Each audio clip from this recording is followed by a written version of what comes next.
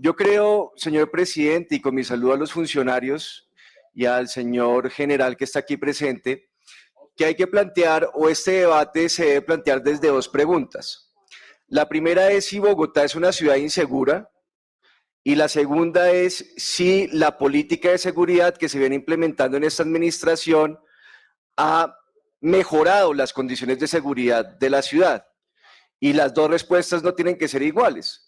O sea, Bogotá puede que siga siendo una ciudad bastante insegura, pero al mismo tiempo puede que esas condiciones de seguridad hayan mejorado sin que se llegue a una situación, digamos, ideal en la que la ciudad pueda considerarse una ciudad segura. Yo parto entonces de la primera pregunta y es si Bogotá es una ciudad insegura. Y lo hago partiendo de la sensación que dejaron las declaraciones tanto del presidente Petro como de la alcaldesa Claudia López después de ese Consejo de Seguridad en una rueda de prensa que dieron al final de esa reunión. Y los dos dejaron la sensación como si Bogotá no fuera una ciudad insegura. Señalaron, con base en las cifras de la tasa de homicidios, que Bogotá estaba superando una crisis de violencia y que podía considerarse en este momento que Bogotá ya no era una ciudad violenta, y eso entonces deja la sensación que los dos mandatarios, el presidente y la alcaldesa, aseguran que Bogotá es una ciudad que en este momento tiene unos buenos niveles de seguridad. Y eso no es cierto, señor secretario de Seguridad y señor general. Es cierto que la tasa de homicidios ha venido disminuyéndose en Bogotá en la última década y que estamos llegando a una tasa de homicidios que puede ser una tasa que, si se compara con otras ciudades del mundo, es unas condiciones adecuadas, eso no lo voy a negar, pero ese no es el único indicador que nos permita concluir o señalar que Bogotá es una ciudad insegura o que no lo es. Hay otros indicadores que están muy altos. Por ejemplo, un delito frente al cual la gente se queja mucho, que es el de hurtos. Cuando uno revisa la tasa de hurtos en Bogotá por cada 100.000 habitantes, en este momento podríamos decir que más o menos está en 1.550 hurtos o robos por cada 100.000 habitantes, 1.550. La pregunta es, ¿eso es alto o no es alto? Y yo considero, señor secretario de Seguridad, que esa cifra sigue siendo muy alta y que demuestra que Bogotá tiene gravísimos problemas de inseguridad. Comparémosla con otras ciudades del mundo. En Estados Unidos, ninguna ciudad de Estados Unidos, que es un país que tiene problemas de seguridad y de delincuencia y de robos, ninguna ciudad de Estados Unidos tiene una tasa de robos por cada 100.000 habitantes que sea superior a la de Bogotá. Una ciudad que se muestra mucho en los medios de comunicación por sus problemas de inseguridad es Detroit, porque además ha tenido muchos problemas de pobreza y de crisis social. Detroit en el año 2020 cerró con una tasa de robos por cada 100.000 habitantes de 1.231 robos. Bogotá, repito, tiene alrededor de 1.550, o sea, tenemos una tasa superior a una de las ciudades con mayor inseguridad en Estados Unidos. O sea, en eso, o esa cifra nos demuestra que Bogotá sigue siendo una ciudad muy insegura, por lo menos en lo que tiene que ver con hurtos. ¿No es cierto entonces esa sensación o ese mensaje exagerado que trataron de dar tanto la alcaldesa Claudia López como el presidente Petro luego de ese Consejo de Seguridad que hicieron de manera conjunta? Ciudad de México tiene una tasa de hurtos por cada 100.000 habitantes, más o menos de 800 hurtos por cada 100.000 habitantes. O sea, nosotros casi que duplicamos esa tasa de hurtos que tiene Ciudad de México, y así podemos ver otras ciudades en donde se puede evidenciar que Bogotá sigue siendo una ciudad con bastantes problemas de inseguridad. Me llamó también la atención, señor secretario de Seguridad y señor secretario de Gobierno, algunas afirmaciones del presidente Petro después de ese Consejo de Seguridad. Presidente Petro elogió la política de seguridad de la alcaldesa Claudia López, cuando unos meses antes de que fuera elegido como presidente de la República, acusó a esa política de seguridad de ser una política fascista.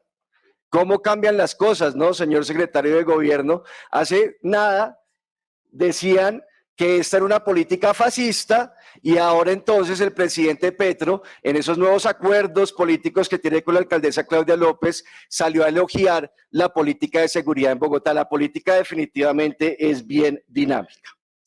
Frente a la segunda pregunta, entonces ya tenemos por un lado que Bogotá tiene graves problemas de inseguridad, eso es un hecho, pero entonces vamos a la segunda pregunta, y es si la política que ha implementado la actual administración es un fracaso o no es un fracaso, que era parte de los planteamientos que hicieron algunos de los colegas que han participado en este debate.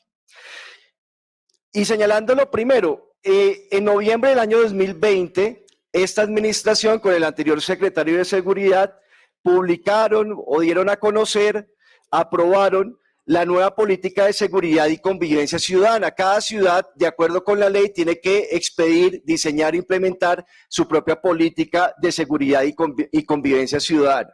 Y yo señalé en algunos de los debates que hemos tenido sobre seguridad que ese documento, esa política tenía un enfoque muy distinto a la política que se implementó durante la alcaldía del exalcalde Peñalosa. Y señalé que ese documento tenía una visión, un enfoque más integral de los problemas de seguridad, mirando cada uno de los factores que inciden en la inseguridad de la ciudad. Pues bien, para hacer una evaluación de esa política de seguridad hay que revisar algunos indicadores, que es lo que nos permite de manera objetiva mirar si, aún teniendo altos niveles de tasas de delitos, si esa política ha servido para disminuir o no esos delitos. Y teniendo como referencia también un problema grave que venía viviendo la ciudad, y es que casi todos los indicadores de delitos venían aumentando antes del año 2019. Yo recuerdo, o recuerden ustedes, colegas, que en los distintos debates de seguridad que hemos dado, se ha demostrado con esas cifras que, por ejemplo, en la administración del exalcalde Enrique Peñalosa, prácticamente todos los indicadores de delitos aumentaron, salvo unos cuantos. Solamente bajaron los indicadores relacionados con homicidio y con lesiones personales. El resto de los indicadores venían en aumento. La otra discusión que debemos dar es con qué línea base se define si los indicadores han mejorado o han empeorado. Porque también recuerden ustedes, colegas, que en el 2020 y en el 2021 y discutimos con el anterior secretario de Seguridad que no podía mostrar los indicadores del 20 y del 21 como muestras o como pruebas de que la ciudad venía mejorando, porque esos indicadores están distorsionados, sobre todo principalmente por los efectos de la pandemia. Recuerden esos debates que dimos. Le dijimos al señor secretario de Seguridad en su momento, usted no nos puede decir que la seguridad en la ciudad viene mejorando con base en los resultados del 2020 y del 2021, porque lo lógico era que varios de los delitos disminuyeran en la medida en que estuvimos en cuarentenas, en que tuvimos procesos de aislamiento, y por lo tanto esos indicadores no reflejan bien la situación o cómo vienen evolucionando los indicadores de seguridad. Por eso yo propongo, colegas, que la línea base con la que midamos qué tanto ha funcionado nuestra política sean los delitos registrados en el año 2019. Antes del año 2019, como lo señalé anteriormente, los delitos venían en aumento. Miremos ahora, frente a estos primeros 7 meses de este año, del 2022, cómo los podemos comparar frente al número de delitos que se registraron o denuncias, que no es lo mismo, frente al número de denuncias que se registraron en los primeros 7 meses del año 2019. Y cuando uno mira esos indicadores, señor secretario de Seguridad, pues varios de ellos han disminuido, incluso rompiendo tendencias que venían, repito, al alza. Voy a mencionar algunos de ellos. Hurto a personas, que era muy difícil disminuirlo. La anterior administración nos decía, el hurto a personas, como viene subiendo, pues no es una forma fácil de disminuir esa tendencia que venía en aumento. Si uno compara el año 2019 con el año 2022, el hurto a personas se disminuyó en un 7.6%. No es una cifra muy alta, pero por lo menos ya marca que se rompe una tendencia, porque ese delito venía en aumento durante muchos años, incluso durante la administración del hoy presidente Gustavo Petro, y ya por lo menos en el año 2022 se rompe esa tendencia al aumento y se registra una disminución del 7.6%. Hurto a celulares también disminuyó casi un 5%. Hurto a residencias disminuyó, cuando se compara el 22 con el 19, en un 40%. El hurto, las lesiones personales se mantuvieron casi iguales. El hurto a personas en Transmilenio, que era otro de los delitos que no se podían controlar, también disminuyó un 46.4%. El hurto a entidades financieras, el 92%. Y el hurto a entidades comerciales se reduce en un 65%. ¿Cuáles son los delitos que aumentan? Porque no todos se reducen. El hurto a motocicletas aumentó comparando con 2019 en un 25%, el hurto a bicicletas en un 3%, las lesiones personales aumentan en un 0.04% y ojo, la extorsión aumenta en un 16%. ¿Qué tenemos entonces, colegas? Que a diferencia de lo que venía sucediendo antes, varios de los delitos comienzan a disminuir, algunos aumentan puntualmente estos 4 que acabé de mencionar, y eso entonces nos permite señalar que no es cierto lo que se ha afirmado por parte de varios colegas, que la política de seguridad y convivencia que se comenzó a implementar en el año 2020 es un total fracaso. Esa afirmación no está respaldada en la realidad o por lo menos en esos indicadores objetivos en materia de seguridad.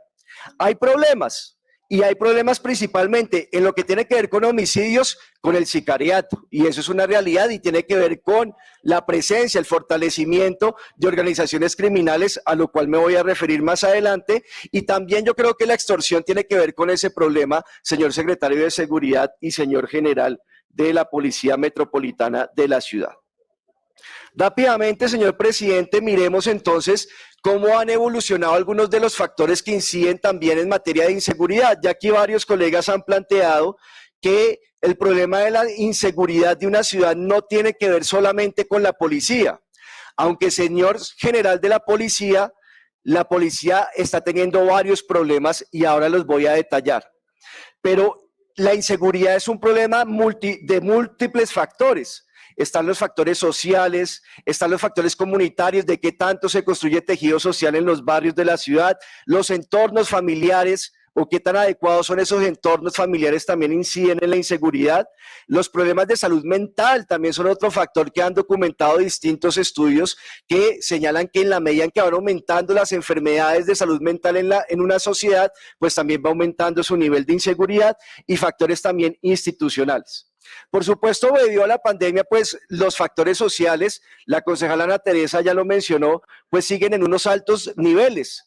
En 2021 disminuyen con respecto al año 2020, pero si uno los compara con lo que teníamos en la época prepandemia, pues el aumento es considerable. Pobreza monetaria, en el año 2021 tuvimos una pobreza monetaria del 35% versus una pobreza monetaria en el año 2019 del 27%, y lo mismo con la pobreza extrema. Lo único que ha tenido cierta mejora con respecto a el año 2019, la pobreza multidimensional, que ha bajado del 7.1% al 5.7%, y aún no se recuperan los niveles de empleo que teníamos antes. Me quiero referir rápidamente, señor brigadier, al funcionamiento de la policía. Aquí usted tiene un problema muy grave, señor secretario de Seguridad, y es la desconfianza que la gente tiene en la policía.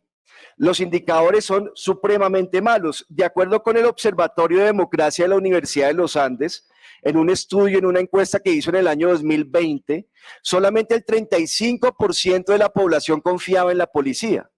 Y si usted no confía en la policía, o si usted tiene una población que no confía en la policía, pues la policía no puede funcionar bien, porque la gente no va a la policía a informarle qué es lo que está pasando en sus zonas, en sus territorios, en sus barrios. No hay una buena interacción entre la policía y la gente, y eso es un problema grave que se debería tener como una de las prioridades para solucionar.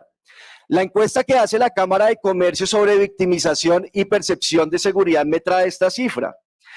De acuerdo con esa encuesta, solo el 15%, solo 15 de cada 100 ciudadanos en Bogotá considera que el servicio de la policía es bueno y excelente. Solo el 15%. O sea que la percepción que tiene la gente en la policía es que funciona mal. ¿Y por qué tienen esa percepción? Algunos dirán, no, porque algunos concejales y algunos políticos han criticado los abusos de la policía y han mostrado, por ejemplo, los abusos de la policía durante las protestas. Pero eso no es el principal factor que explica eso. ¿Cuánta gente nos oye a nosotros en los debates, por ejemplo? Esa desconfianza en la policía tiene que ver con problemas en el funcionamiento de la policía, con problemas de corrupción dentro de la policía. Es que cuando la gente prende el televisor y ve, por ejemplo, que uno de los jefes de los Saiyajines en el Bronx era un coronel de la policía, pues eso le queda. Y eso lo ve la gente más que los debates que estamos haciendo acá. Y hay problemas graves que se generan es por el mal funcionamiento de la policía. La política integral de convivencia y seguridad ciudadana de esta administración reconoció ese problema. Y señor secretario de Seguridad, dentro de los objetivos de esa política se planteó un nuevo modelo de policía. Y uno de los ejes de ese nuevo eje o ese nuevo modelo de policía, uno de sus ejes es la policía de vecindario. Leo textualmente lo que dice ese plan integral de seguridad y convivencia. Dice que resulta fundamental la cercanía de la Policía Nacional con los ciudadanos para seguir fortaleciendo la confianza institucional. Y para lograr este objetivo señala dos estrategias. La primera es el diseño e implementación del nuevo modelo de servicio de policía con énfasis en componentes de policía de vecindario, que es ese policía más cercano a la gente, con mayor confianza, etcétera, etcétera. Es un policía bajo el enfoque de que la policía es una fuerza armada, pero de carácter civil. Y en segundo lugar dice que se debe definir e implementar un mecanismo de seguimiento y evaluación funcional del modelo. Ustedes periódicamente, señor secretario de Seguridad, publican el avance en los distintos indicadores que tienen sobre todos los objetivos de este plan integral de seguridad y convivencia. Pero no encontré, señor secretario de Seguridad, en qué ha avanzado este nuevo modelo de policía, en el de policía de vecindario. Es más, no encontré el nuevo mecanismo que ustedes dijeron que tenían que diseñar de seguimiento y evaluación funcional de este modelo. Entonces yo sí tengo una pregunta y es en qué ha avanzado eso y en qué consiste el modelo de policía de vecindario, porque me parece que esto es fundamental para lograr mejorar de manera sustancial los indicadores de seguridad. Y también, señor secretario de Seguridad, el mismo plan integral que ustedes publicaron señala que una de las estrategias es un nuevo modelo de vigilancia por cuadrantes.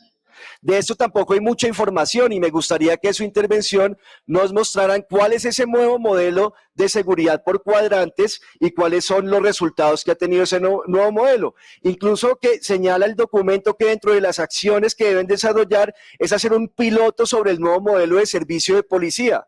¿Se hizo ese piloto? ¿No se ha hecho? ¿Cuáles fueron los resultados de ese piloto? Porque uno de los problemas que se tienen para hacerle seguimiento a este plan es que no se publican bien todos los indicadores de los objetivos y metas que tiene este plan.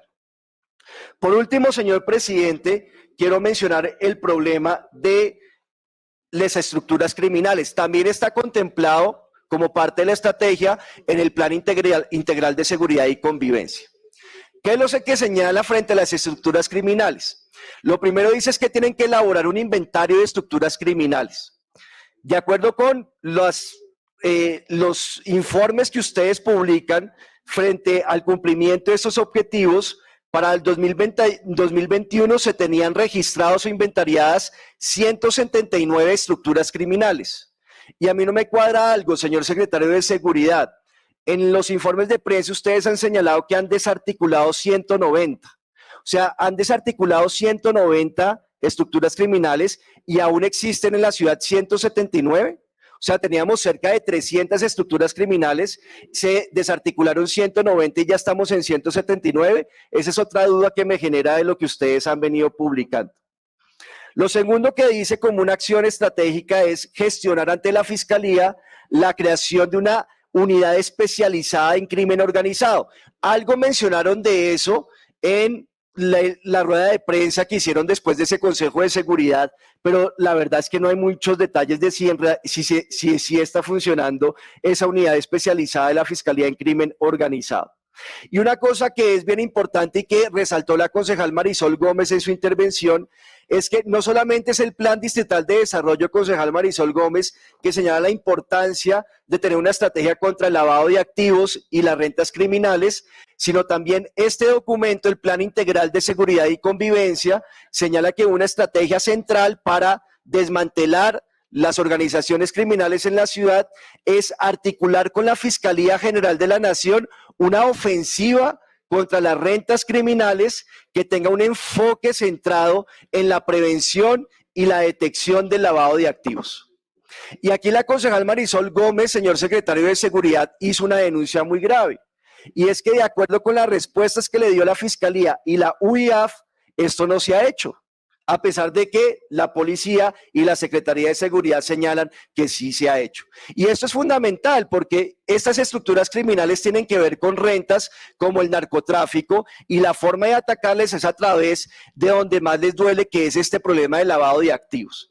Y aquí es fundamental que se trabaje y que el sistema financiero colombiano responda adecuadamente a los instrumentos que se han diseñado para prevenir y detectar el lavado de activos. Y usted, concejal Marisol Gómez, que ahí está, ha estado tan interesado en esto, le doy un par de datos que son importantes tener en cuenta. Hace poco, el Consorcio Internacional de Periodistas hizo una investigación sobre el lavado de activos en los sistemas financieros del mundo, y detectó cómo los bancos a nivel mundial son muy permisivos con el lavado de activos. Incluso hay casos, por ejemplo, el caso del banco HSBC, que tuvo que reconocer su responsabilidad en la permisión de lavado de activos de narcotraficantes de México. Entonces yo me puse a buscar con base en eso, dije, bueno, si eso pasa a nivel mundial, ¿qué estará pasando en Colombia? Y la cosa en Colombia también me llamó la atención. Por ejemplo, en el año 2020, hace poco, la Superintendencia Financiera le impuso una multa de 500 millones de pesos a un banco colombiano por no cumplir con las obligaciones relacionadas con la detección y la prevención del lavado de activos y por no suministrarles a las autoridades competentes toda la información. ¿Saben cuál banco fue ese? El Banco de Occidente, que pertenece a la organización financiera del Grupo Aval, del señor Luis Carlos Sarmiento Angulo. Esta fue una sanción en segunda instancia, 500 millones de pesos por no cumplir con las obligaciones que señala la ley colombiana en materia de lavados de activos. El Banco de Occidente, que con esta ya son 12 sanciones que tiene por el mismo problema desde el año 2000.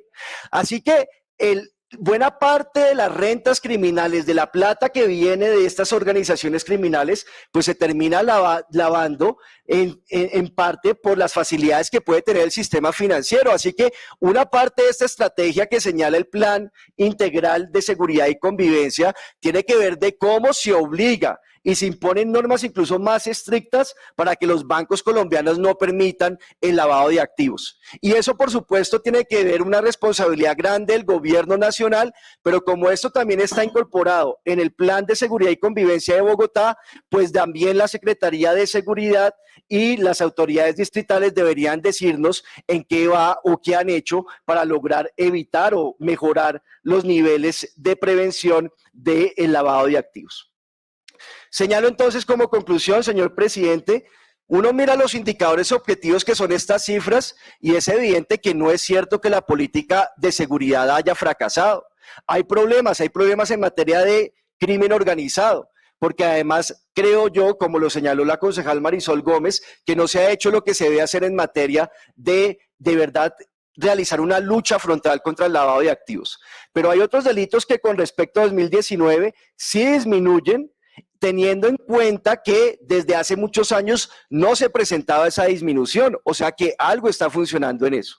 Y lo otro en lo que creo que está muy quedada la administración es en el mejoramiento del funcionamiento de la policía, en una reforma integral de la policía. Y cuando uno dice reforma integral no quiere decir o esté atacando a la policía de sus integrantes, pero no se puede obviar el hecho de que la policía tiene muchos problemas y esos problemas tienen como resultado una enorme desconfianza de la gente que vive en Bogotá en esta institución. Nos anunciaron también en campaña el hoy presidente Petro que iba a hacer una reforma profunda a la policía y no he visto tampoco muchos anuncios después de su posición dirigidos por lo menos a decirnos cuáles van a ser los elementos de esa reforma integral a la Policía Nacional.